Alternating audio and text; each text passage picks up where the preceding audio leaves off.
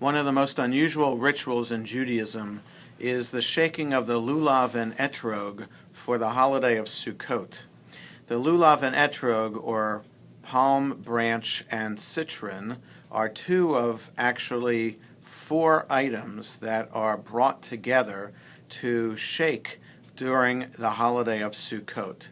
We're told in the book of Leviticus to gather together pre-Eitz Hadar, the fruit of a goodly tree, kapot temarim, the top of the palm tree, anaf eitz avot va'arve nachal, the myrtle branch and willow branch as well. So these four branches, we're told that we're supposed to take them. We're not told why necessarily in the Torah, but we're told that we are to take them in order to remind us of the holiday of Sukkot. The holiday of Sukkot is celebrated on the 15th of the month of Tishrei. According to the Torah, it's a 7-day holiday. Outside of Israel, it's an 8-day holiday.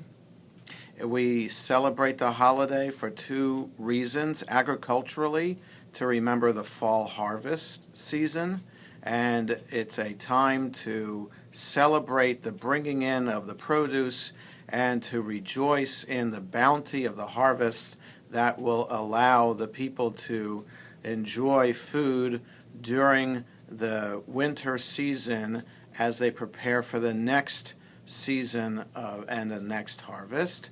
But also historically we celebrate Sukkot to remind us of how the Israelites lived in temporary dwellings, Sukkot booths, during their travels in the desert for 40 years from Egypt to the land of Israel.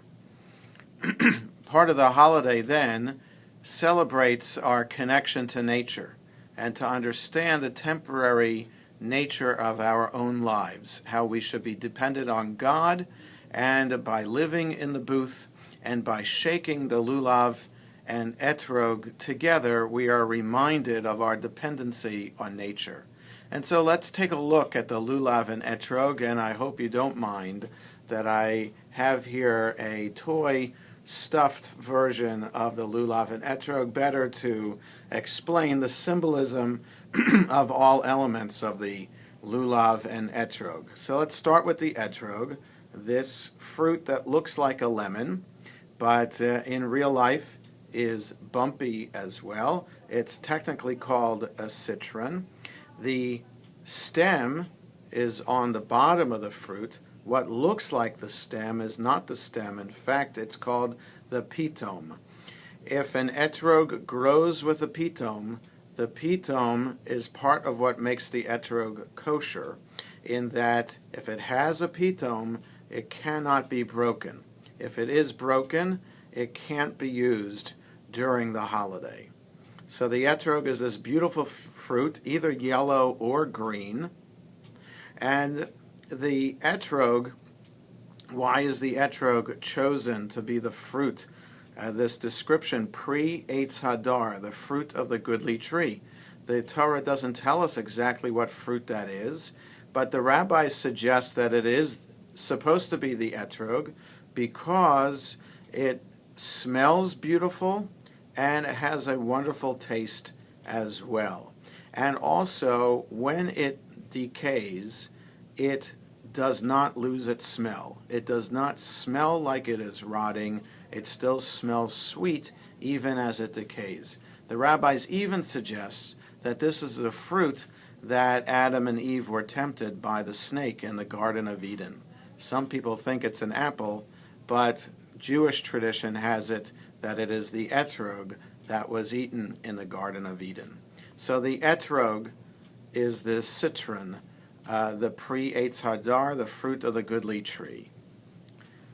The palm branch is taken actually from the middle of all the branches on top of a palm tree. And I actually have seen this in the land of Israel. The palm trees are usually very short, easily reached, and right inside in the middle is the best branch to be used. So you can't see it here on this toy version, but all the the palm branch can fan out in a way. It is kept together in the lulav that we buy with little branches that are tied around to keep it nice and straight, but all the branches should be nice and joined together in a beautiful branch. We have willow branches and myrtle branches as well. So in this toy version, the myrtle one is the short-leafed, and the willow is the long-leafed. So here we have then the four together. The rabbis provide a couple of midrashim, commentaries, as to what we learn from these four items and what they represent. The rabbis first say that the lulav and etrog represents different parts of our body. The etrog represents the heart. The palm branch represents the spine. The willow, because they are longer leafed, represent our mouths. And the myrtle, the shorter leaf, represents our eyes. Heart, spine, mouth, eye, together, when they come together, represent our body. They also can represent different types of Jews. Like I said, the etrog has a wonderful taste and a wonderful smell. The willow has no taste and no smell. The myrtle has no taste but a wonderful smell. The palm has a wonderful taste but no smell. And so these four categories, taste and smell, no taste, no smell, smell, no taste, taste, no smell, represent Jews and their acquisition of good deeds and their acquisition of knowledge. And so a Jew with both knowledge and good deeds, and Jews that have either no knowledge, no good deeds, or good deeds and no knowledge, or knowledge and no good deeds. All kinds of Jews come together, and we bring, therefore, the lulav and etrog together to remind us of the power of community. That we shouldn't think that one type of Jew is better than another, because if you take away one, you do not fulfill the mitzvah of lulav and etrog. You need everything together in order to fulfill the mitzvah. And so, therefore, that's a powerful message of the lulav and etrog, a beautiful homiletical message that as we shake the lulav and etrog on the holiday of Sukkot, we are supposed to be reminded of our commitment and connection to the Jewish community and to ensure that we maintain ourselves as a strong partner with the rest of the Jewish community. So how do we shake the lulav and etrog?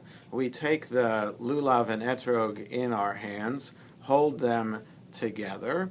We recite the blessing.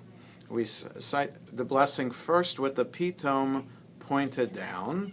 Baruch atah Adonai Eloheinu melech olam, asher kitshanu b'mitzvotav etzivanu al netilat lulav, who has sanctified us by his commandments and commanded us concerning the shaking of the lulav, or the taking of the lulav, or the lifting of the lulav. Unclear how to translate the word netilat, but it's the same word as in netilat yadayim, the blessing for washing the hands. Are we lifting our hands after we wash them? Shaking our hands after we wash them? That's the question with the word netilat. So we recite that, and the first time we shake the lulav and etrog on the first day of Sukkot, we also say the Shehecheyanu, Baruch atah Adonai Eloheinu melech olam, Shehecheyanu v'kiyamanu v'hegiyanu lazman hazeh. Thank God for keeping us alive, sustaining us, and enabling us to reach this sacred occasion. Then we turn the lulav right side up and shake the lulav first towards the east a couple of times, then towards the north, then towards the west, towards the south, up and down. Why all these directions? To show that God is all around. And we start east here in America with our connection to Israel in the east. So the ideal is to shake the lulav and etrog in the sukkah, but one can shake the lulav and etrog anywhere.